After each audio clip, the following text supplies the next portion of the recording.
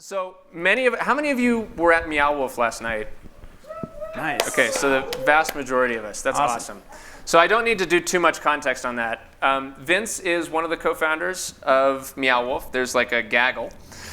And for a long time was the CEO. Yeah. And he's, at this point, becoming familiar to us, which is awesome. We love that you come hang out with us. Yeah, it's awesome. It's amazing to be part of this community. Your spirit and energy every time is like so fun. Thanks. So I'm looking forward to this conversation. So first of all, actually, Meow Wolf, we all went to the House of Eternal Return.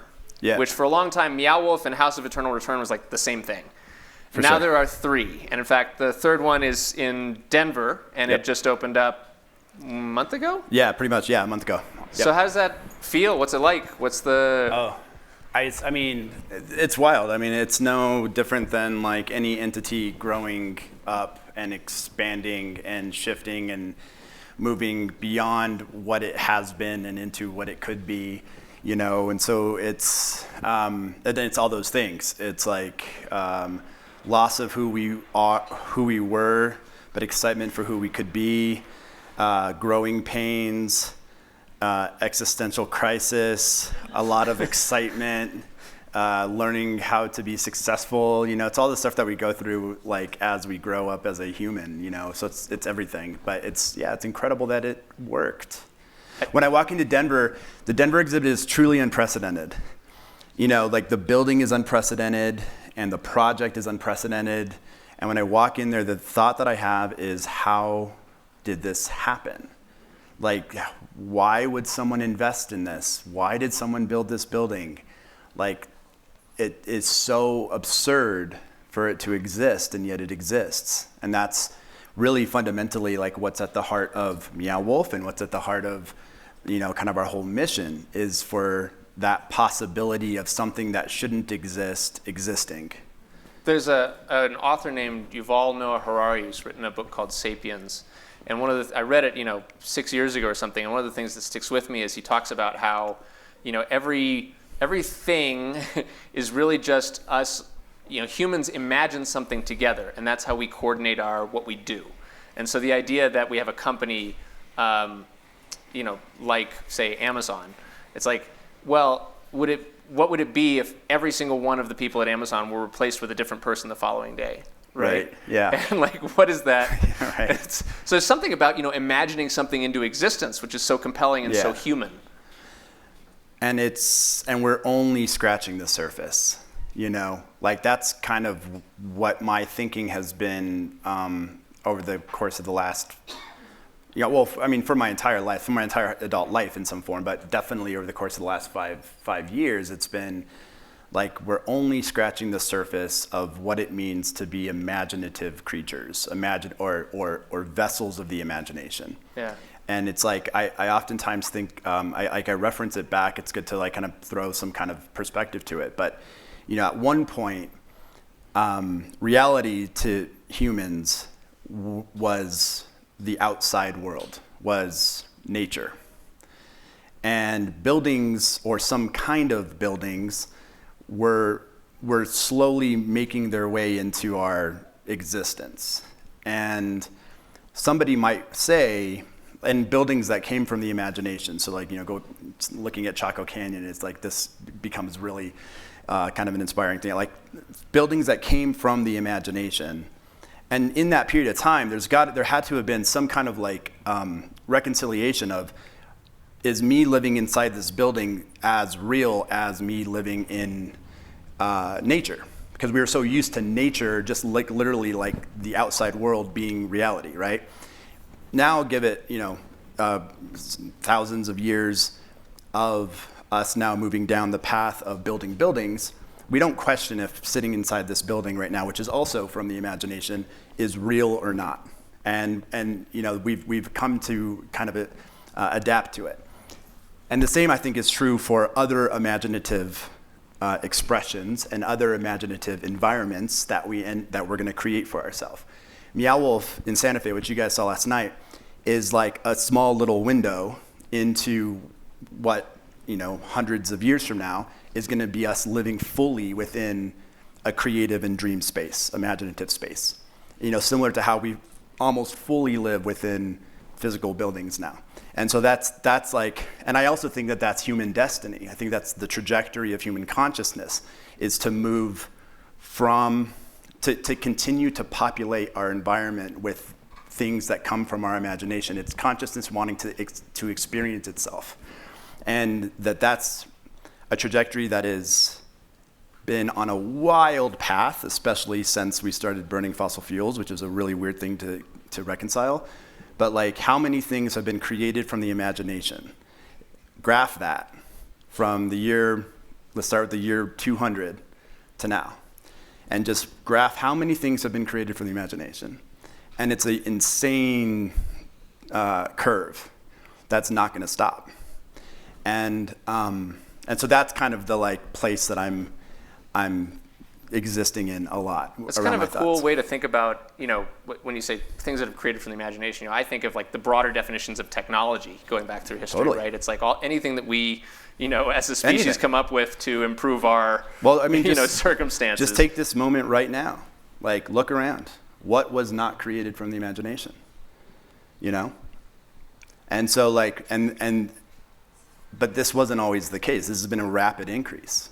And it's, and the weird, and I'm not saying good or bad, the weird thing about it is I know that it's bad, but like the weird thing about it is that at the first industrial revolution, that curve really started to take off. Why do you think that is? Because we found an energy source to be able to create from, you know, and it's an energy source that now also happens to be killing the planet, but it's an energy source that also created solar panels, or it's an energy source that also created the internet, and also furthered science and also furthered education. So it's like, everything is a trade-off. Life is a big trade-off. And we're at a point now where, like, oftentimes I say, in thinking about this, I think about like human destiny as having the opportunity to fully blossom. And in my mind, the full blossom is full imagination all the time. It's living in dream. It's the ability to create whatever you want to create at any moment immediately. It's transitioned into fifth world. It's singularity point. It's but not every flower gets to full blossom. If it doesn't have enough water, if it's bombarded with some existential threat, it doesn't get there. And I think we are at a point where this fuel source that we have used to express imagination over the course of the last 100 years is also the thing that's going to end up compromising our species' ability to get to full blossom. And I really want to get there. You know, like I really want to live in that future paradigm. So I don't know if you're much for like philosophy, but I'm an amateur futurist, I think, a super amateur futurist. I'm curious, you've been on so this is a journey for you philosophically as well as sort of professionally, right? Yeah. And I'm curious because like the way you talk about it now, it sounds like there's an intent on your part, right? That there's an arc that you're chasing. Like how much of, if you look back, 10 years, how much are you chasing the same arc? How much has that, are you working at a purpose that you were working at 10 years ago on this? How have you, where are you? Do you feel like you've been fruitful in that? How much? Just chase that for me. Yeah, no. So like for myself, yes, like this has been my arc since I was in my early 20s, long before Meow Wolf existed. It's been about moving into a purely imaginative space and seeing that as the human's destiny. And when Meow Wolf came along, I think it was 2008 when we started the collective, and it was the intent or the impetus for it was very much aligned with all that we represent today, which was kind of, so we're in Santa Fe. Santa Fe in 2008 was not very young. Its identity that it presented to the world was pretty stagnant and pretty formulated. It was like just straight up sunsets and Adobe and cowboy paintings and Georgia O'Keeffe, and that was it. And there was not much space for any other kind of like possibility beyond that. And what was happening in my mind, and I'm born and raised here in Santa Fe, so I was like very passionate about this, was like I just kind of saw that like what was going to happen was that our city was going to get older and older and older. And also combined with that is that we don't have much oxygen here. So like what's going to happen when our city gets older and older and older, and there's a lot of people who now, like, you know, because of oxygen levels can't actually live here into their 80s, you know, 70s, 80s, and 90s, or it becomes less of an advantageous thing.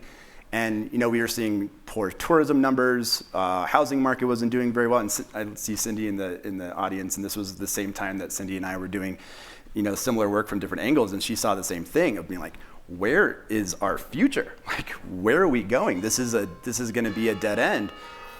And being at the time, 2008, 26 years old, from Santa Fe, who had expressions and visions of what Santa Fe could be, and then there was no venue for them to be heard, or no venue for them. There was no support for them to be embraced, because it flew so much in the face of the constructed identity, the known identity of what our city was. Well, it's got this reputation as, at least still, and at the time, it's, you know, it's an art city. But Steve and I have this joke about, it's from 30 Rock, where what's the name of the character, Steve, on 30 Rock? He says, "We know what art is. It's Jack Donaghy. We know what art is. It's paintings of horses."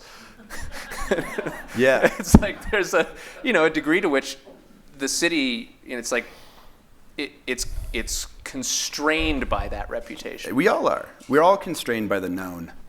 Like the known, the identity, the construct of what has been is the thing that makes us feel stuck. It's the thing that, and to kind of get back to the morsel of what I was talking about, but just to touch on this, it's like also the thing of like when we look at the rapid emergence of psychedelic therapies, it's like, yeah, no shit, they work. They give people an opportunity to not necessarily feel like the same person they've always felt. There's a small window where they can be more than what they thought that they were. And, you know, the construct of the identity and the construct of the known world is what kills our spirit, our exploration, the ability to discover things, our curiosity, and those are like inherently tied to our joy and our excitement in the world. If the world becomes known, then it's boring. There's nothing to explore and discover anymore, you know? So so at the heart of 2008 when we started Meow Wolf, that was the context that we were trying to break. And it fundamentally was like, we can be more than we have been. We can be more than the identity we've created. There's possibility in the world. There's something else. And so that's still where we're pushing. Nice. I want to turn this to a little bit, sort of, we teased in the idea of the session that we live in a relationship with our environment. We talked about, You've already talked about this evolution from, it's like, oh, we live in nature, to we live in buildings, to now like, what's the evolution of our built environment so that we live in this space of I forget what you called it, full realization, but full bloom. Yeah. Mm-hmm. Right? And I'm curious, like, what is our role in that process, right? Those of us sitting in the room, not just you, but like, we're all walking around in this world, interacting with everything we see. Right? Yeah, so I'll try to like piece this together. Again, I said I was like an amateur futurist, and I've been trying to piece together various thoughts, and it's not very well formed. But over the course of human history, the memory has been very important. The memory is essential to our survival. The memory is in functionality the same tool that also produces future-based vision, which you can call imagination. And so we have this tool that has the ability to paint pictures, build like visual structures that we can hold on to. And we're so good at developing the memory. We've been so good at developing it because it's been essential to our survival. Because knowing things has been critical. You need to know where the wolves are. You need to know where the elk herd's going to be. You need to know who to trust and who not to trust. Like, you need to carry memory. So we can think of a day that happened to us 20 years ago and have a vivid image of what that day was. But the ability to use that same tool to then think about future-based things, it's so hard. It's so difficult. And some of the people who can do it then produce really big things, like, because they can hone in on it and build that same kind of structure and stability around that mind image, but based into the future. And so that's the imagination. When I say that, like, I see humanity having a crisis of imagination, it's that we're still, even though we've evolved to the point where we've externalized a lot of the things that are in our brain that were important for our survival, even just taking the concept of getting lost. Like, we used to have to know where we were. We used to have to know where we were going. And we had to remember where we lived and what streets to turn on. And that entire thing has been now abstracted away. We put it on our phone or some other watch, like whatever the. Yeah. How do we fill that space? Like, we don't need that memory anymore. We also don't need to remember how to grow the crops because we have grocery stores. We also don't need to remember how. So there's all this stuff that we've externalized these systems in order to create a safe, knowable world, but yet our brains are still obsessed with memory and obsessed with the past. Even though we have the opportunity now, the safety of being a first world, human in the 21st century, we have the safety net to now use that same mechanism to be imaginative into the future. Well, I mean, nostalgia is clearly a strong. I mean, it's like you walk through the House of Eternal Return, and so many, at least for me, right? So many of the things in there. It's like there are rooms with, Nintendo video game cartridges on the wall. There are, disposable cameras baked into one of the exhibits. It's like, this is powerful to me in part because it tugs on my memory. Mm-hmm. So, like, what does it mean to abandon that, and why should I? Or is that not what you're saying? I'm kind of saying that. I think we're in a big process. I don't think it's like you abandon it tomorrow. I think like that's probably a little psychotic in the context of our current paradigm of existence. But yeah, I guess what I am saying is that the longer term trajectory is that we live fully in imagination and in creativity and creation.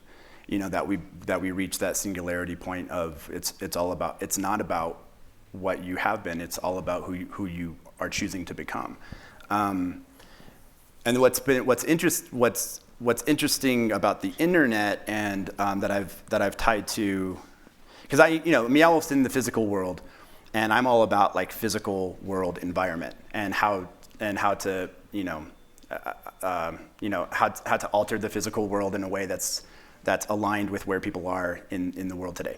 And so I've been just kind of thinking about how Meow Wolf, why is Meow Wolf so powerful? It doesn't have any IP behind it. It's not Star Wars. It's not Avengers.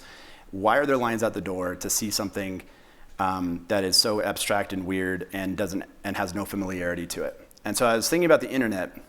When the internet came on, it gave us agency to seek content. And that agency to seek content has, like in a Pavlovian way, trained us all to constantly seek content that we've never seen before. Like, you don't scroll through Facebook or Instagram or TikTok looking for something that you've seen before. You scroll looking for something that you haven't seen, that's unknown content. So we're on our phones all the time doing that, whether it's news articles or Facebook or whatever. And then when we put our phones in our pocket and we get out into the real world, guess what? It's all known content. It's all a known thing. And so we're bored. So kids are bored, teenagers are bored. Luckily, like a lot of us, we go out into nature, I'm sure, and we're privileged enough to take vacations, and we see things that we've never seen before, and maybe some people, take substances to get there too, and like that's our journey. But there's so many people in the world who don't have those opportunities or don't even think that they have those opportunities. They're just bored with the physical world, and that's where, like, I think when you're talking about constructing environments, getting comfortable with building unknown environments in the physical world is a huge challenge. The digital world can do it because they've had 30 years of venture capital investment, and CEOs and creators and programmers have given just the free reign to just like do whatever they want, and maybe something hits and then it goes viral and then it becomes a multi-billion-dollar company. So they're able to have that freedom. Whereas in the physical world, like if you want to try to build something that's unprecedented or unknown, you have finance people who are like, nope, tell me what it is. You have engineers who are like, nope, tell me what it is. You have architects, nope, tell me what it is. Like the physical world does not like the unknown. And so it's funny because when people ask what Dent is, I'm like, I don't have a bucket for this. Yeah. I can't put this in a single column for you. Yeah, that's good. That's what people want. I mean, like I do consulting for other, physical location-based experiences, and they want to tell their guests, or they're thinking about their concepts, and they're like, and then their guests are going to do this, and then they're going to do this, and then they're going to go do this. But stop. Just let them do whatever they want to do. Like that's people want agency, exploration, and discovery. And that's what makes Meow Wolf special, is that you have the freedom to explore and discover. And you can only explore and discover within unknown environments. You can't explore and discover within a known environment. So exploration and discovery is what kids do all the time. Kids are always exploring and discovering because the entire world is an unknown environment to them. And what are kids? Kids are happy. They have a smile on their face. They are excited about things. They're spirited. And what do we do as we grow up? We build the most insane structure of knowability around us called the identity that kills off exploration and discovery and kills our spirit and kills our excitement for life. That sounds happy. What are the ways, like, so you talk about, so Meow Wolf is an environment, you talk about it as an environment where people can discover it's unknown. What are the ways in which our environment, other than, enticing our curiosity, what are the ways we should be thinking about how we interact with our environment? I know I don't know if you've gone through research, there's research that talks about, environment effect on creativity, environment effect on, general happiness, things like that. What do you think about when you think about you're helping, a mall or a physical space that's thinking about how they're right? Like what are the things that you're playing with? What are the tools in the toy box? I don't know, it's a very popular word these days, and I don't know exactly how to break it down and define it. But I think it's an interesting thing for folks to start to explore this word, which is vibe. It's amazing to me how bad the vibes are in so many places.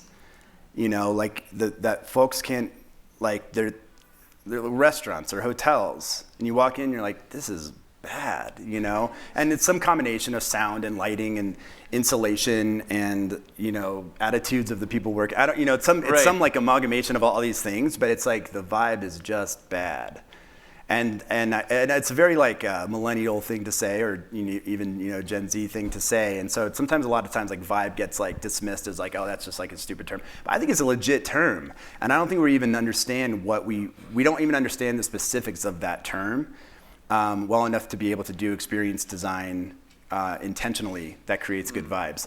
You can do it instinctively and be like, oh, that lighting's bad and the sound in here is terrible and whatever music they're playing is bad. But music and lighting, man, I'm just I know it seems very superficial, but it's crazy how little people think about sound and light, And so we don't even, it's we kind of just think that, it's just so unconscious, but. Well, it's probably because people don't think they have much effect on it, right? Mm-hmm. Right, totally. Yeah. It's I walk in a room, it's well, that's where the light is.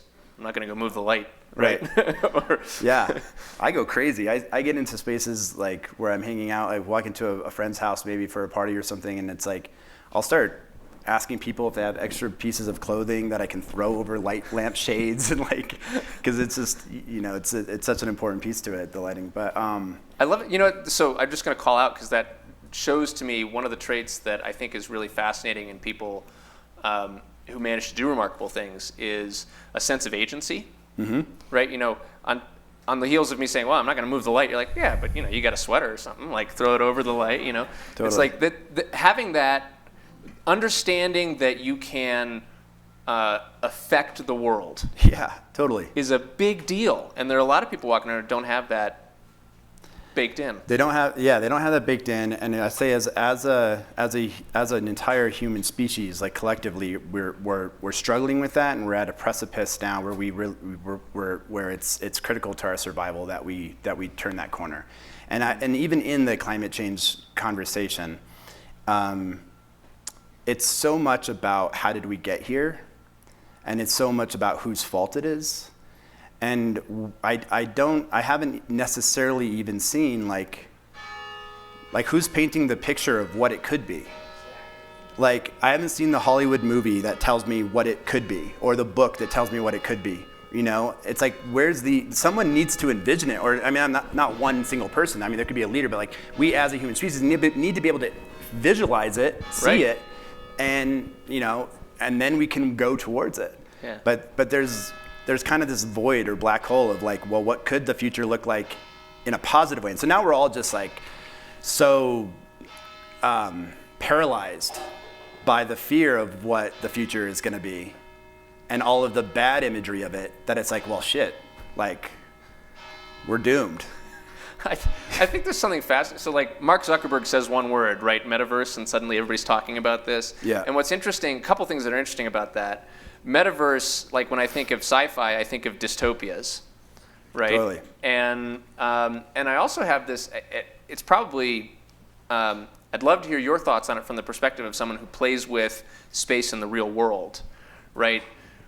Where does that concept take us in terms of our relationship with the real world? Is there the concept of metaverse? Yeah. I would just say that like the definition of real is going to evolve. Just same as like, you know, what I was talking about with buildings. Like, real used to be nature. Like, if we really want to get down to it, reality is not all of the buildings. Like, I oftentimes say, like, reality, you have natural reality, which is nature, the things that humans, but then you have the built reality, and then we're going to end up having the imaginative reality or the digital reality. I mean, we already have our digital reality, but the digital reality is going to be fully all around us at all times by our choosing, you know, and we're just going to have to get comfortable with what's real. I mean, when people started using language, like spoken language, imagine if you were not on the front end of that curve. Like, imagine if like you were one of the cavemen that was having a hard time catching up with like what people were doing with their mouths. You'd be like, this isn't real. This is some kind of made up thing that, like, you know what I mean? You didn't have those thoughts to even, or those words to even have those to express thoughts. it. Yeah, it's a whole different conversation. But there's paradigm shifts that we go through that as we're going through them, the future paradigm shift feels unreal because it's a paradigm shift compared to where we are today. And then we get comfortable with the paradigm shift and then it becomes real. And we're in that transition, you know? And I'd say like QAnon is an interesting example of this, of like where ARGs, alternative reality gaming, or this, how something not real can kind of take over. That's not gonna stop. That's gonna keep going. Like that trend is gonna keep going.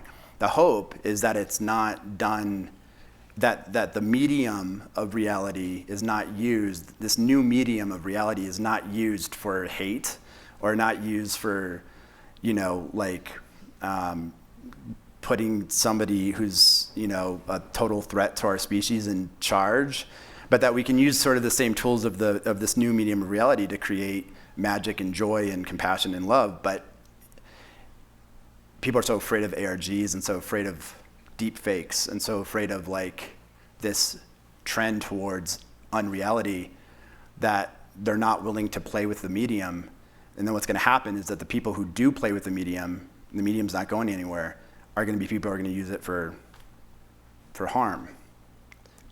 What other than QAnon, which you just named, what feels unreal to you now that you think is part of this paradigm shift that we're going through? The biggest one is the one that is going to hit us over the head, like, and we're not going to even see it coming, is headset-driven AR.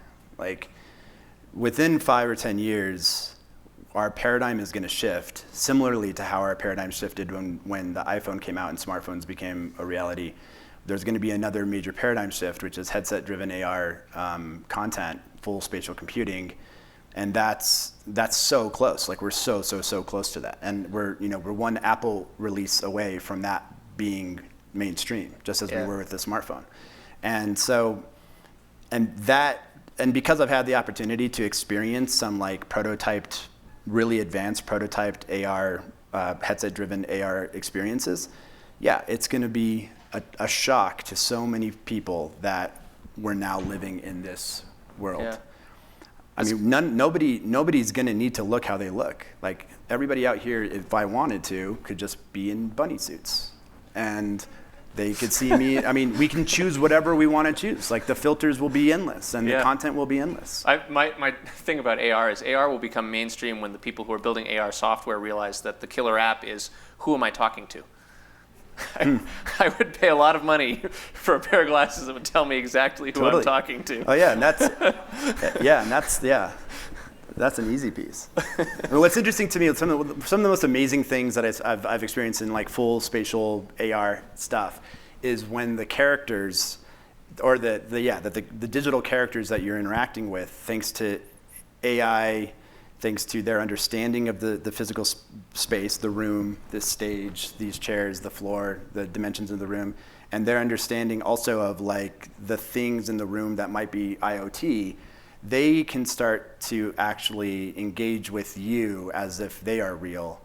And that is like, I love the idea that there's also, kind of like that there's this divide between what's real and what's not real, reality and imagination or something. There's this wall. And like humans have been desperately trying to like break down this wall for whatever reason. But that there's also characters on the other side that are also desperately trying to break down this wall. That there's like, they're just as, when that wall gets broken, they're just as real as us. We don't think about them as real, but that's because we have that barrier. And they just so badly, it's kind of like the story of Pinocchio, I guess. It's like so badly want to be real. Like they want to be real, And so I love that story. So that's kind of the story that Meow Wolf is trying to tell over the course of the next like 30 years. To the point where we then actually do it. We actually then bring imaginary characters into reality, The future of storytelling, like your favorite character, and the future of storytelling, your favorite character is going to knock on your door and is going to ask you to go out to lunch. And when you go out there, you're going to get more of the story, Yeah. There's are there not things in, maybe I'm wrong, but in the Denver Quantum Department of Transportation, are there not actors who participate in the story actively as you go through the experience?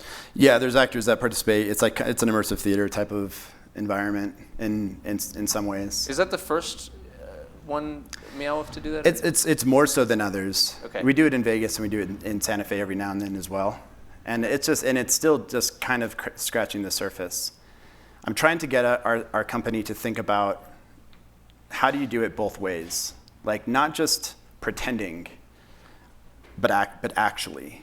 And I'm trying to think of an example. There was a person back in the day at House of Eternal Return when we first opened, when there weren't many rules and regulations going on with operations, who came in and started reading tarot cards inside of the that camper, that small little camper. She would sit there and she would do tarot card readings for people, and she was charging them. And so she was just like busking inside of the House of Eternal Return in a way, like setting up shop. And all the operational people came to me at the time. I was CEO at the time. All the operational people came to me like, what are we doing? Like, this is crazy. I was like, how about we just let it happen? Like, what's the downside for us? Like, maybe even I talked to her and maybe we take a little bit of a cut. Like, let her do it, And that stuff interests me more than dress people up as characters and do this Disneyland, nonsense, or not nonsense, but this Disneyland thing. Like that to me is like that's early, the last paradigm. And I want to like explore. And so another good example of that I've been talking about is in Vegas. Our story is about, it's called Omega Mart, and our story is about this fictitious company called Dram Corp that started a grocery store. That's basically feeding people products that get them they get addicted to this like small little bit of joy by buying the grocery store products off of the Omega Mart shelves. And it's because they're pumping them full of this like secret additive that's essentially like imagination or desire. And they've gotten to the heart of that resource, and they're pumping it into these products and getting people addicted to buying products. And that's DramCorp. And DramCorp is ran by a woman named Cecilia Dram, who's the daughter of the founder of DramCorp. And so there's an actress who plays Cecilia. I really want the company to think about, let's actually start a subsidiary called DramCorp, like actually, and let's scale Omega Mart across the country as if DramCorp would want to scale the Omega Mart across the country. Just the store, not the whole exhibit, just the store. So you start to have these weird Omega Marts popping up in like Omaha, Nebraska, and in Tulsa, Oklahoma. And when we do that, when we form DramCorp and we scale Omega Mart, let's go to the actress that played Cecilia and let's legitimately make her an offer to be the CEO. So trying to break that barrier of what's real and not real from the other side of it. You know, does that make sense? Pulling the imagination into reality rather than just taking humans who are real and putting costumes on them and then pulling them into imagination. So I follow you. That's really fascinating. Sorry if this is all too much. How are we doing? We love it, right? This is great. No sorries. Okay, No, cool. this is awesome. Oh God, I had another question. Yeah, right. There's in this, like I run a D&D game, right? And often there's a word for this and I've forgotten the word, but often I will set a scene up and the players will interact with the scene and they will see meaning in things that I did not ascribe meaning to. Oh, totally. But I love it, and then I get to run with it. And in some ways, I don't know how much they realize it, but they're co-creating that storyline with me, like in vivo, right? So like halfway through the session, I'm throwing my notes out. I'm like, whatever, we'll go with this. We'll see who's here, right? Yeah. And there's something about these ideas of pulling, the actress and the story and the things of Meow Wolf together and letting people explore it, however they. Yeah. There's something cool about the collective imagination of the creation of that story, right? Totally. And I find that compelling. I think you might too. B, has the company ever done anything in reaction to? I mean, obviously this woman reading tarot cards was not there last night. That's not a thing at the House of Eternal Return. But have you seen people like make connections in the stories, in the experiences, and then have you gone in taken and done it? Yeah. It's that. Yeah, that. We haven't done that. We haven't done that specifically, but I want to talk about what it is that you're bringing up, which you bring up in your D&D game, and it happens at Meow Wolf too. The creating meaning out of things and drawing your own conclusions. The reality of it is that's what we do in our lives, and we don't know that we're doing it, or we don't understand our agency in doing it. We feel. People feel thanks to thinking of yourself as a past-based self and not a future-based self, you're basically, the world happens to you, and your narratives that you've created and the meanings that you've created are happening to you, as if it's like an external thing that some writer at Meow Wolf wrote. And you don't realize that you're creating these things. You're in charge. You're in charge of the narrative. And so that already happens. We have such certainty around the way that we are. And we act about it as if we're not in control of it oftentimes. It's back to that agency. Yeah, and it goes back to, I like to reference psychedelic therapy just because it's obviously such a hip thing and it's cover of time and it's so legit, and thank God we're not imprisoning people who are doing such great work anymore, and there's such an opportunity and it's big in pop culture. Meow Wolf is a great opportunity for a psychedelic experience without substance and for an entire range of people to have this small little moment where the context of the world doesn't matter anymore. The way the world has been doesn't matter anymore, and that's what I say when they go to the fridge. It's like they open the fridge and this really magical thing happens where the fridge is different than what the fridge is supposed to be. That means the world can maybe be different than what the world's supposed to be, and that means that I can maybe be different than how I'm supposed to be, and that's the transformative moment, and that's also what psychedelic therapies do, is that it awakens this small little moment where it's like, oh, the world's not how it seemed. I'm not how I seemed. And in that small little moment of break, new new actions can be taken, new visions can be had, new choices can be made. Yeah. Makes sense. I surveyed people beforehand to say, what do you want to know from Vince? And literally the question was, how much LSD did he do? No comment. Can't answer that. So I think we're out of time. I think we got to go to lunch. This has been a lot of fun. Yeah, Are you thanks. going to hang out and have lunch with us and people find you in the lunchroom? Yeah, for Because sure. I'm sure that people have some questions. But thank you so much.